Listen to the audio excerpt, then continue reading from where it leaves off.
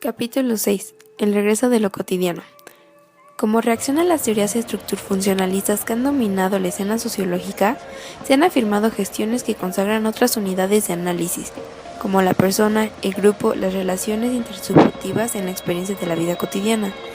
Estas gestiones reaniman los debates desde los comienzos de las ciencias del hombre y la sociedad sobre la función del actor con respecto al sistema y el grado de autonomía de las audiencias frente al dispositivo de comunicación.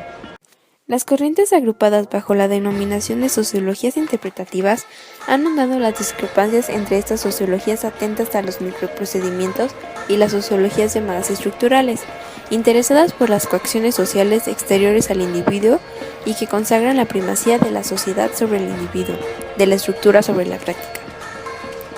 Harold Garfinkel es el fundador de la etnometodología con Studies in Ethnomethodology, que se publica en 1967.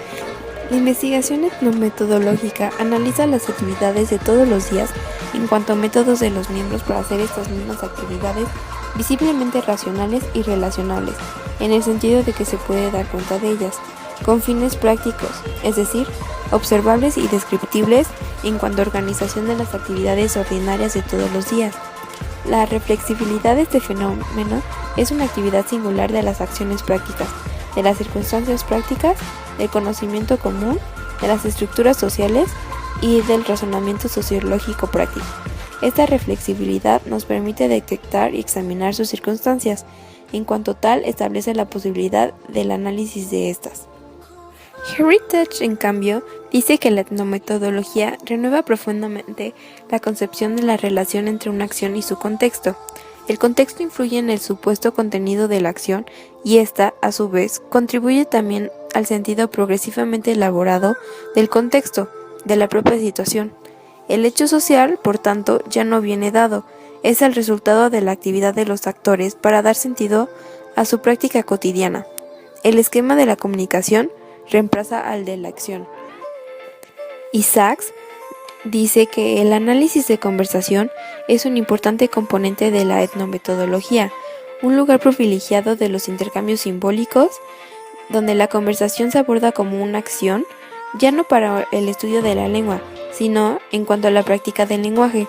Es para comprender cómo los locutores construyen las operaciones de esta predominante forma de la interacción social y descubrir los procedimientos y las previsiones para los que se produce y se comprende esta interacción. La etnometodología tomará de Schutz el completo de existencias de conocimientos. El mundo social se interpreta en función de categorías y de construcciones de sentido común, que constituyen los recursos gracias a los cuales los actores sociales logran una comprensión intersubjetiva y consiguen orientarse unos respecto de los otros. Herbert Blumer inaugura el interaccionismo simbólico, donde destaca la naturaleza simbólica de la vida social, y resume en 1969 las tres premisas de esta gestión. La primera premisa es que los demás humanos actúan respecto de las cosas sobre la base de las significaciones que estas cosas tienen para ellos.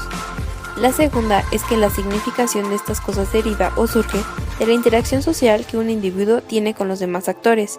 Y la tercera es que estas significaciones se utilizan con un proceso de interpretación efectuado por la persona en su relación con las cosas que se encuentra y se modifican a través de dicho proceso. Erving Goffman no ha dejado de combinar el interaccionismo simbólico con otros enfoques, el análisis dramatúrgico, por ejemplo, para demostrar la retórica de la vida cotidiana. Por eso es necesario que nuestros gestos parezcan de verdad como en el teatro. La etnometodología está influida por la teoría de los actos de habla, que rehabilita como actor del discurso al individuo, excluido del juego estructural de los signos, y muy especialmente por el filósofo inglés John L. Austin y su obra How to Do Things with Words. El lenguaje no es solamente descriptivo, es también realizativo, es decir, enfocados a la realización de algo. Se puede incluso afirmar que su verdadera función es realizativa, cuando decir es hacer. Por el acto de decir se puede actuar sobre otra persona, hacerla actuar o hacer uno mismo una acción.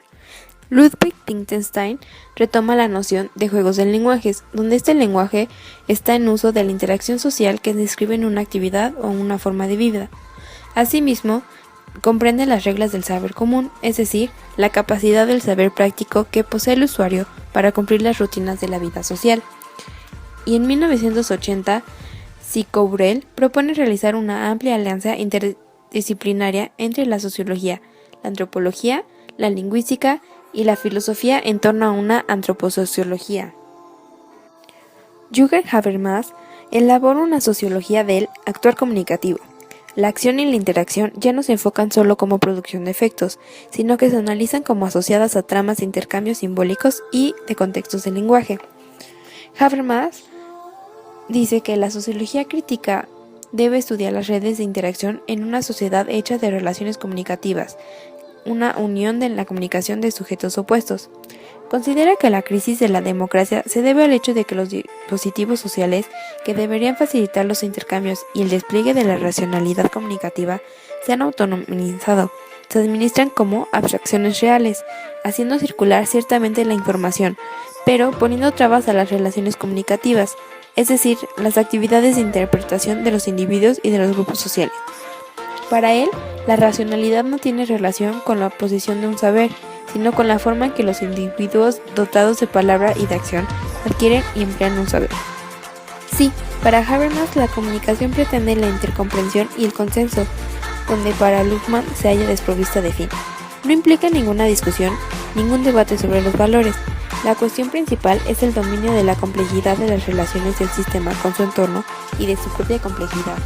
Robert Jauss entiende la parte que corresponde al texto en la definición de la lectura y el consumo que de ella hace lector, receptor, público, compañero indispensable de la obra literaria.